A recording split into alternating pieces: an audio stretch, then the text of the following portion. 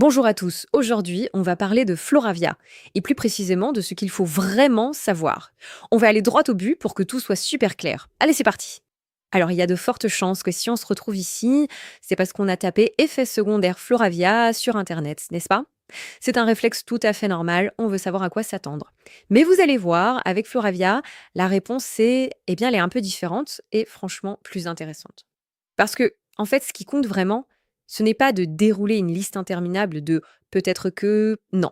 La marque Floravia, elle, a fait un choix complètement différent. Un choix qui met l'accent sur la responsabilité et la bonne information. Et c'est ça, leur approche transparente. C'est ce qui la rend si unique, en fait. Tout est basé sur la clarté et l'idée de bien faire les choses dès le départ. Donc, au lieu de s'attendre à une liste un peu anxiogène de risques, ce que Floravia propose, c'est tout l'inverse. On a des consignes d'utilisation qui sont limpides, conçues pour nous guider. L'idée, c'est de se concentrer sur comment avoir une bonne expérience avec le produit.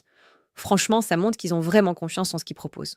Bon, alors concrètement, de quoi parle-t-on? Quelles sont ces précautions essentielles? Allons voir le cœur du sujet, ce que Floravia nous dit pour une utilisation en toute tranquillité. Ça commence par la base, le dosage. C'est tout simple, Floravia recommande 2 gélules par jour. Et un petit conseil pour que ce soit optimal, c'est de les prendre pendant un repas. Voilà, pas plus compliqué que ça.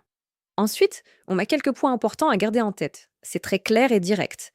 D'abord, ce n'est pas recommandé pour les enfants ni pour les personnes qui prennent des antiagulants. Logique. Si on attend un enfant ou qu'on allaite, un petit tour chez un professionnel de santé s'impose pour avoir son avis. Pareil, si on prend déjà d'autres médicaments, on en parle à son médecin. Et enfin, une dernière chose, il ne faut pas l'utiliser plus de 6 semaines d'affilée sans un avis médical. Honnêtement, ces consignes montrent bien le sérieux de la démarche de Floravia. Et point super important, tout ça, ça vient directement du site officiel de Floravia. C'est la source la plus fiable évidemment. Pour celles et ceux qui veulent tous les détails, le lien est juste en dessous, dans la description. N'hésitez pas à y jeter un œil. Ok, super. On a vu le plus important. Alors, maintenant, on fait quoi?